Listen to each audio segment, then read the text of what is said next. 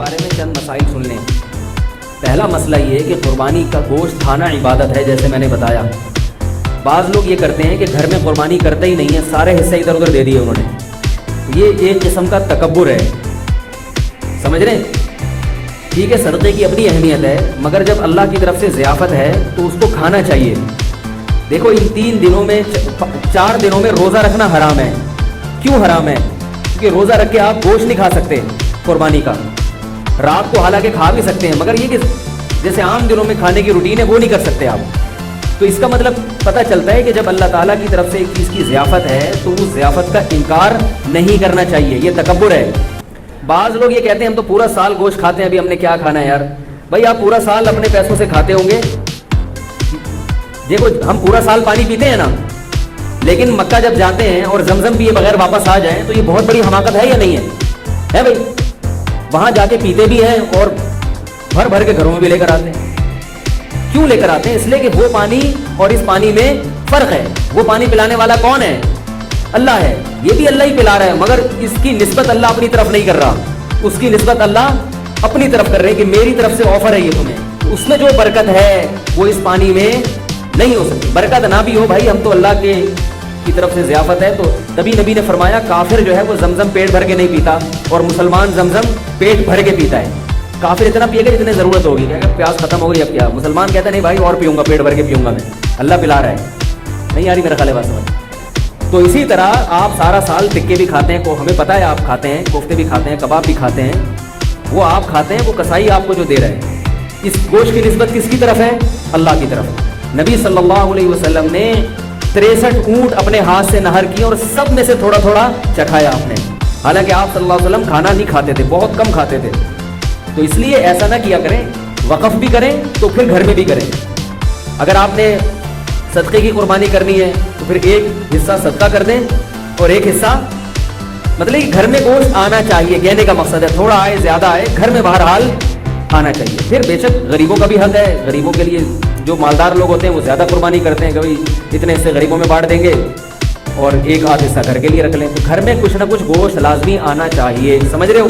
دوسرا مسئلہ، فقہا نے لکھا ہے کہ جو غریب آدمی ہو یا اس کے اہل و عیال زیادہ ہوں، اس کے لیے افضل یہ ہے کہ وہ صدقہ نہ کرے قربانی کا گوشت۔ نہیں یاری میرا خیال ہے بات، کیونکہ اللہ کی طرف سے ضیافت ہے، تو جب آپ غریب ہیں، آپ پورا سال گوشت نہیں کھا سکتے تھے، تو بچوں کا حق، بیوی بچوں کا حق پہلے۔ بعض لوگ سخاوت کا دریا بن جاتے ہیں، گھر میں بچوں کو اتنا نہیں مل رہا اور وہ سارا انہوں نے بانٹ کے، تو بھائی وہ پہلے یہ غریبوں کے لیے ہے۔ میرا خیال ہے ہمارے یہاں اللہ کا شکر ہے کوئی ایسا غریب ہے نہیں، لیکن اگر کوئی بیٹھا ہوا ہو تو اس کے لیے بتا رہا ہوں، ہمارے یہاں سب کھاتے ہیں، پورا سال کھاتے ہیں الحمدللہ۔ لیکن اگر کوئی غریب ہے جس کو پورے سال گوشت کم ملتا ہے تو وہ صدقہ نہ کرے، وہ 3 حصے نہ کرے، وہ سارا اپنی فیملی کو کھلا دے، خود بھی کھائے اور اسٹور کر کے اپنے بچوں کو کھلائے، بچوں کو، بیوی کو، یا جو بھی اپنے قریبی رشتہ دار ہیں ان کو کھلا دے۔ تو یہ قربانی کے گوشت کے 3 حصے کرنا ضروری نہیں ہے، سمجھ رہے؟ باقی عام آدمی کے لیے حکم کیا ہے کہ گوشت کے 3 حصے کر دے، ایک حصے کو صدقہ کر دے، ایک رشتہ داروں میں بانٹ دے اور ایک حصہ خود کھا لے۔ یہ جو رشتہ داروں والا حصہ ہے، اچھا یہ 3 حصے بھی ضروری نہیں ہے، اگر پورا ہی خود بھی کھا جائیں گے تو کوئی گناہ نہیں ہے، ٹھیک ہے؟ بہتر ہے کہ ایک حصہ، کیونکہ قرآن کہہ رہا ہے کلوا منہا واطعموا البائس الفقیر، خود بھی کھاؤ اور فقیروں کو بھی کھلاؤ۔ تو قرآن کے حکم کو فالو کرنا چاہیے، 1/3 کو کیا کر دینا چاہیے؟ غریبوں میں بانٹ دینا چاہیے۔ اب غریب کی ڈیفینیشن کیا ہے؟ یہ ایک نیا موضوع ہے، بہرحال جو آپ کو غریب لگتا ہے آپ اس کو دے دیں۔ باقی رشتہ داروں کا حصہ جو ہے، تو رشتہ داروں میں اگر قربانی ہو رہی ہے تو نہ دیں ان کو، ٹھیک ہے نا؟ اگر ہو گئی نہیں ہو رہی تو پھر ان کو دے دیں، تو یہ ہوتا ہے۔ باقی 2 حصے آپ رکھ لیں، ایک حصہ بانٹ دیں، ایسا بھی ٹھیک ہے۔ دوسرا مسئلہ قربانی کا یہ ہے، بہت اہم مسئلہ ہے، کہ جس جانور میں 7 آدمی شریک ہوں یا 6 آدمی یا 4 آدمی یا 3 آدمی، اس کے گوشت کو تول کر تقسیم کرنا لازم ہے، اندازے سے تقسیم کرنا حرام ہے۔ بعض لوگ کہتے ہیں ہم سب راضی ہیں تو کیا ضرورت ہے؟ بھئی راضی کا مسئلہ، گوشت سودی اموال میں سے سودی، دیکھو 10 روپے دے کے 11 روپے لے سکتے ہو کسی سے، چاہے وہ دل سے بھی دے رہا ہو، پھر بھی نہیں۔ تو گوشت کی ایک بوٹی بھی کہیں زیادہ چلی گئی تو یہ سود ہو جائے گا۔ اب یہ فقہی مسئلہ یہ علماء جانتے ہیں، آپ کو میں سمجھانا مشکل ہے۔ ایک بوٹی بھی زیادہ چلی گئی تو کیا ہو جائے گا؟ سود۔ اس لیے اس کو تول کے برابر 7 حصوں میں تقسیم کریں۔ اور اگر اس ٹینشن سے بچنا چاہتے ہیں तो सातों हिस्सों में कलेजी या पाए मिला दें, फिर तोल के तकसीम करना जरूरी नहीं होगा। जैसे 10 रुपए दे के 11 रुपए देना तो हराम है ना, लेकिन 10 रुपए के साथ एक टॉफी रख लें, है भाई, फिर 11 रुपए ले सकते हैं, यानी वो नोट के अलावा कोई जिन्स आ जाए। ये मैं इसलिए इतनी तफसील बता, लोग कहते हैं पता नहीं मुफ्तियों ने क्या दीन को बनाया हुआ है, ये पाए मिला दो, कलेजी मिला दो, इस तकल्लुफ की क्या दो। भाई सूद से बचना जरूरी है। तो अब जब आप उसमें कलेजी मिला देंगे तो कलेजी गोश्त की जिन्स से एक अलग चीज है। तो अगर इधर गोश्त ज्यादा आएगा तो वो कलेजी के मुकाबले में होगा, इधर कलेजी ज्यादा आएगी तो वो गोश्त के मुकाबले। जिन्स तब्दील होने से सूद के मसाइल फिर वो पेश नहीं आते। कलेजी मिला दें तो जब कलेजी तकसीम शुरू में होगी तो कलेजी लोग पहले 7 हिस्सों में डिवाइड कर लेते हैं, ठीक है, तो उसमें से कुछ कलेजी निकाल लें और कलेजी 7 हिस्सों में डिवाइड करके थोड़ा सा उसमें गोश्त मिला दें। कलेजी में गोश्त मिल जाएगा और गोश्त में कलेजी। वो एक हीरोइन सी बैठा होता है ना पाइप के मुंह में, पाइप होते हैं ना बरसाती नाले, उसके अंदर हीरोइन सी बैठ के हीरोइन पी रहा था, कह रहा है मैं पाइप के मुंह में हूं और मेरे मुंह में पाइप है। उसको बड़ा इंजॉय कर रहा था इससे वो। तो आप जब कलेजी में गोश्त मिलाएंगे और गोश्त में कलेजी मिलाएंगे तो इसको क्या करेंगे, आप इंजॉय करेंगे, ठीक। तो शुरू में कलेजी के 7 हिस्से करें और उसमें थोड़ी सी कलेजी निकाल लें, बाकी के 7 हिस्से करके उसमें एक एक 2-2 बोटी मिला दें, तो कलेजी भी तकसीम करना आपके लिए जायज़ हो जाएगा, वरना कलेजी भी तोल के करनी पड़ेगी। और आखिर में जब गोश्त हो तो उसमें थोड़ी थोड़ी कलेजी मिला दें। ये सूदी मसाइल से बचने के लिए, समझ गए कि नहीं समझ गए? ये हो गया, पाए को फिर जैसे चाहे तकसीम करें। दूसरा मसला है कसाईयों से मुताल्लिक। कसाई लोग क्या करते हैं कि जानवर को काटते हैं तो काटते चले जाते हैं। शरीयत में हुक्म है 4 रगे काटने के बाद जानवर छोड़ दो, उसको तड़पने दो। समझ रहे हो? तड़पने दो। उस तड़पने से फायदा ये होता है उसका जितना ब्लड है वो निकल जाता है। ज़बा करने में एक बहुत बड़ी हिकमत क्या है कि उसका खून, सारा खून गंदी और नापाक चीज है, वो बॉडी से क्या हो जाती है, उसमें बीमारियां भी होती हैं। ये जो जानवर में कोई बीमारी हो ना तो उसके खून में होती है, खून का निकलना जरूरी है, गोश्त साफ हो जाता है इससे। अब कसाई लोग क्या करते हैं कि इन्होंने, चूंकि उस दिन मैंने बताया ना तो सलाम का जवाब नहीं देते उस दिन, ईद के दिन, ये इतने बिजी। ये क्या करते हैं, जानवर ज़बा करने के बाद उसके गले में छुरी मारते हैं, उसकी ये जो पीछे आसाबी रग है इसको काट देते हैं। इससे जानवर को तकलीफ भी ज्यादा होती है और ठंडा भी जल्दी हो जाता है। इसलिए मैं कहता हूं कि जिस खूंटे से जानवर बांधा हुआ था वो खूंटा अभी खाली है, थोड़ी देर के लिए उस खूंटे से किसको बांधे, कसाई को बांधे।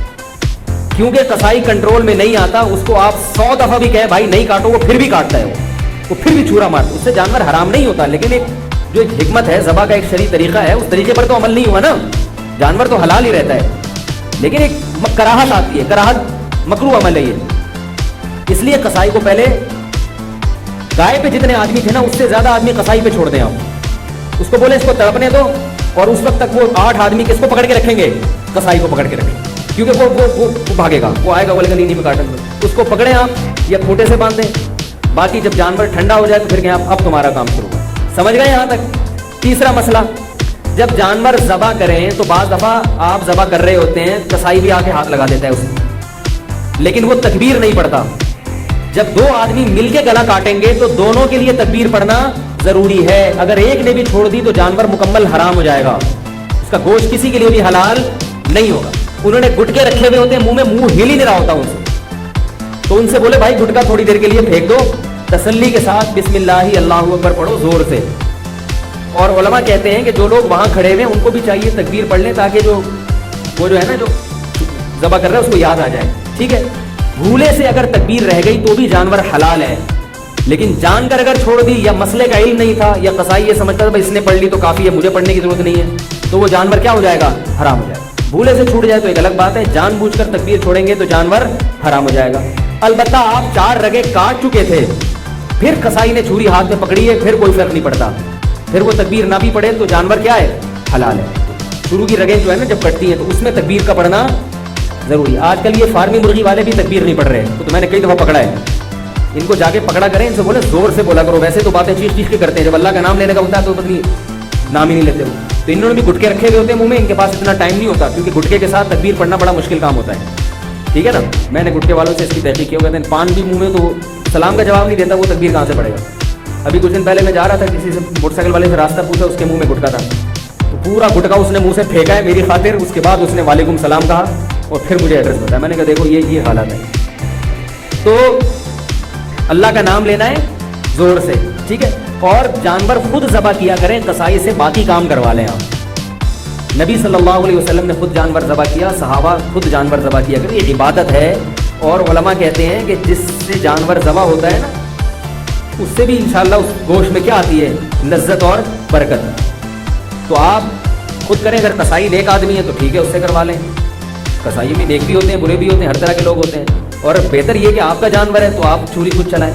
بعض لوگوں کا دل بہت نرم ہوتا ہے, چھری نہیں چلتی ان سے, تو ان کو چاہیے چھری چلائیں, کیونکہ اسلام اتنے دل کی نرمی کو پسند نہیں کرتا. اگر اتنا نرم دل ہوگا تو آپ اپنے ملک کی حفاظت نہیں کر سکتے. آئی بات سمجھ میں؟ آپ اپنے دین اور ملک دشمن لوگوں سے لڑ نہیں سکتے. جو ایک صاحب تھے بڑے نرم دل تھے, وہ گائے خود ذبح نہیں کرتے تھے, کہہ رہے ہیں مجھے کچھ ہوتا ہے. جب انہوں نے پڑھا نا کہ اسلام میں ایسا حکم ہے تو پھر وہ خود ذبح کرنے لگے. انہوں نے کہا یار تھوڑا دل مضبوط کرنا ضروری ہے. ٹھیک ہے. اور عورت بھی ذبح کر سکتی ہے. جو خواتین ہیں اگر وہ گھر میں قربانی کر رہی ہیں تو وہ خود ذبح کریں, جس کا حصہ ہے وہ خود ذبح کرے, یہ زیادہ بہتر ہے. سمجھ رہے ہیں؟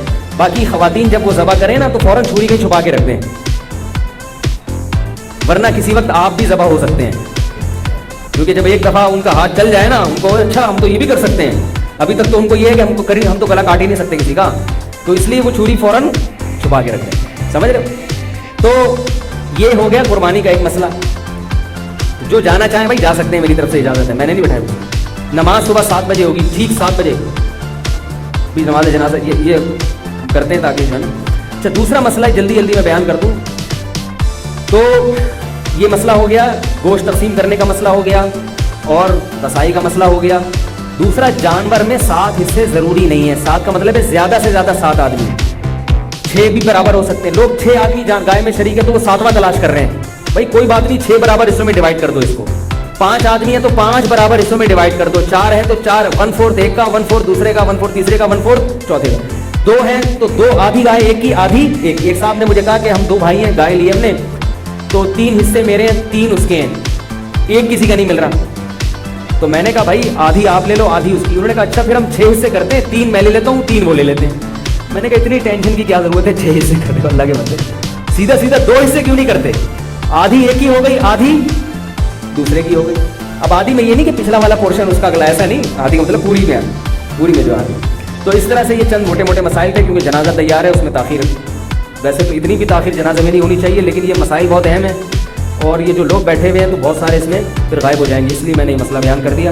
کوئی اور مسئلہ پوچھنا ہو تو پھر میری کال ٹائمنگ 5 سے 5:30 ہے, اور جامعۃ الرشید میں JTR میڈیا ہاؤس کے نام سے 8 سے 7:45 بجے لائیو مسائل کا سیشن چلتا ہے, اس میں بھی رابطہ کر سکتے ہیں. سبحان اللہ و بحمدہ, نشہد ان لا الہ الا انت, نستغفرک.